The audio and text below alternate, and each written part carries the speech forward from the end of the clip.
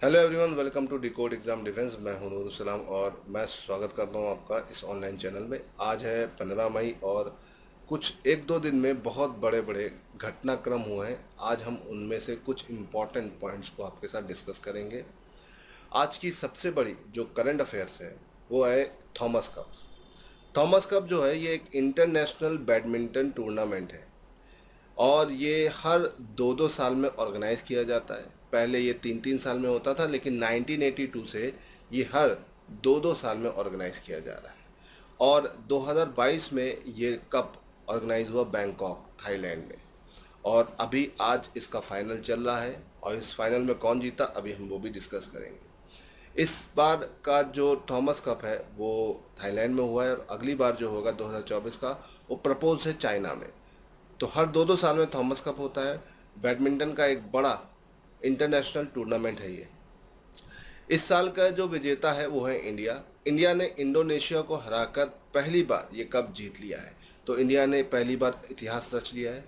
Thailand में जो ये कप हो रहा है इसमें इंडोनेशिया ने बहुत तेज़ी से टूर्नामेंट में आगे बढ़ के फाइनल में पहुंचा। और इंडोनेशिया की अगर हम बात करें तो सबसे ज़्यादा बार वो थॉमस कप को जीता है और उसकी एक मोनोपोली बनी हुई थी जिसको इंडिया ने बहुत ईजिली इस बार तोड़ दिया।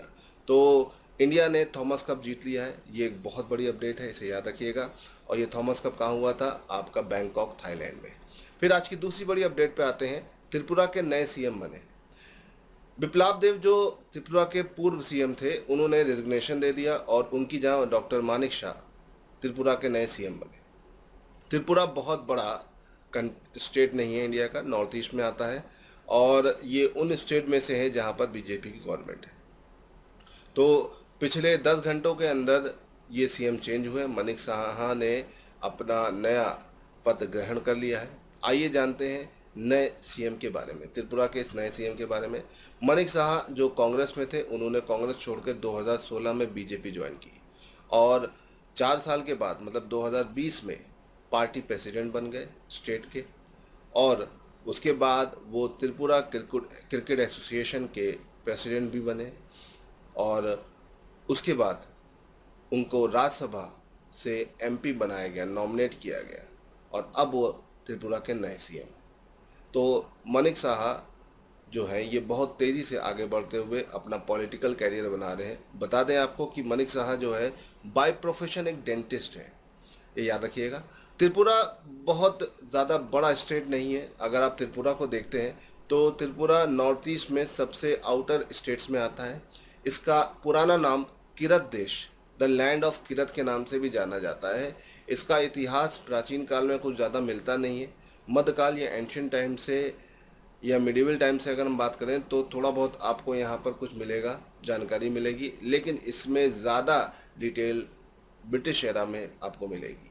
तो त्रिपुरा जो है ये इसकी एक जोग्राफिकल कंडीशंस की अगर हम बात करें तो ये इंडिया का एकमात्र ऐसा देश है जो नॉर्थ साउथ वेस्ट तीन तरफ से किसी दूसरे देश से घिरा हुआ है। ये तीन तरफ से बांग्लादेश के साथ अपनी सीमा बनाता है, ये याद रखिएगा। ये देख रहे हैं आप इस एरिया को, ये तीन तरफ से बांग्लादेश के साथ अपना बॉर्डर बनाता है, याद रखिएगा। तो ये नॉर्थ, वेस्ट और साउथ तीन एरिया से ये बांग्लादेश से घिरा है। तो इंडिया का वो स्टेट जो तीन तरफ से इंटरनेशनल बाउंड्री से घिरा है कौन सा है? त्रिपुरा। त्रिपुरा में अगर हम इलेक्शन होने वाले हैं तो उसके बारे में भी थोड़ा बात कर लें। त्रिपुरा में टोटल जो सीट्स हैं वहाँ के विधानसभा की वो है 60 और अब इस टाइम वहाँ पर बीजेपी, भारतीय जनता पार्टी की गवर्नमेंट चल रही है, इसे ध्यान रखिएगा। फिर अगर हम बात करें तो हमारे पास अगली जो करंट अफेयर है वो है यूएई के नए प्रेसिडेंट मोहम्मद बिन जायद अल नहयान बने। ये एक तरह का हिरार्की है, उसी को फॉलो करते हुए ये आगे बढ़े। अगर हम बात करते हैं तो पुराने जो इनके यहाँ के प्रेसिडेंट थे यूएई के, उनकी डेथ होने के बाद यूएई के अमीरात ने, यूनाइटेड अरब अमीरात ने announced the unanimously appointed Sheikh Mohammed bin Zayed Al Nahyan as the president of this hereditary rules nation on Arabian Peninsula। hereditary rule क्या होता है भाई? आप बोल सकते हैं अनुवांशिक होता है, मतलब पापा का पद फिर बेटे को मिलेगा, फिर बेटे का उसके बेटे को, तो उस बेस पर इनको यहाँ का नया प्रेसिडेंट बना दिया गया। अगर हम बात करते हैं तो यूएई बहुत ज़्यादा नया नेशन नहीं है, ठीक है। अगर देखा जाए तो गल्फ़ नेशंस में आता है। सुल्तान अल नयान, जायद बिन सुल्तान अल नयान यहाँ के पहले प्रेसिडेंट थे और ये 32 साल तक प्रेसिडेंट रहे। इनको फादर ऑफ यूएई भी कहा जाता है। क्यों कहा जाता है? क्योंकि यूएई को बनने में या उसके इस्टेब्लिशमेंट में इन्होंने बहुत ज़्यादा ही मदद करी। फिर उसके बाद यहाँ के दूसरे प्रेसिडेंट रहे खलीफा बिन जायद अल नयान, जिनकी हाल में ही निधन हो गया। तो याद रखिएगा इनका निधन हुआ, ये भी एक बड़ी अपडेट है, खलीफा बिन जायद अल नयान। और उसके बाद अब उनके बेटे जो हैं मोहम्मद बिन जायद अल नयान यहाँ के नए प्रेसिडेंट होंगे, ठीक है। और इन्होंने भार संभाल लिया है 14 मई को कल। तो ये एक इम्पॉर्टेंट अपडेट है, तो इसे याद रखिएगा। यहाँ पर ये तीसरे प्रेसिडेंट है और यूएई बहुत बड़ा नेशन नहीं है, छोटे छोटे 7 अमीरात का एक ग्रुप है, 7 अलग अलग अमीरात का एक ग्रुप है। Abu Dhabi, Ajman, Dubai, Fujairah, रास अल कमिया, शारजा, अल कुवैत, आप देख सकते हैं।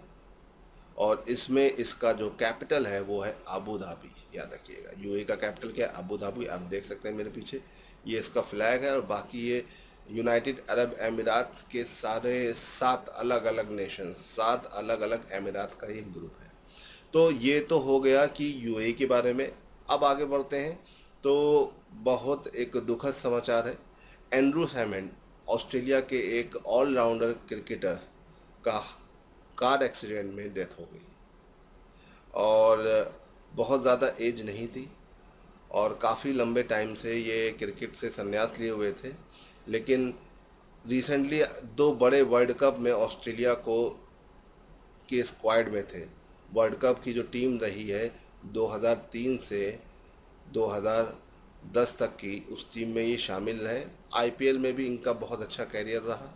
काफ़ी इंडियंस के लोगों में इनका बहुत क्रेज़ है, बहुत अच्छे ऑलराउंडर माने जाते हैं।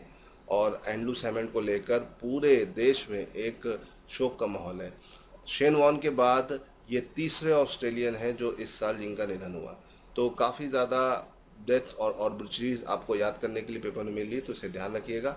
तो ये टॉप अपडेट्स हैं, मुझे लगा कि आपको बताना चाहिए इसलिए मैंने आपके साथ शेयर किया।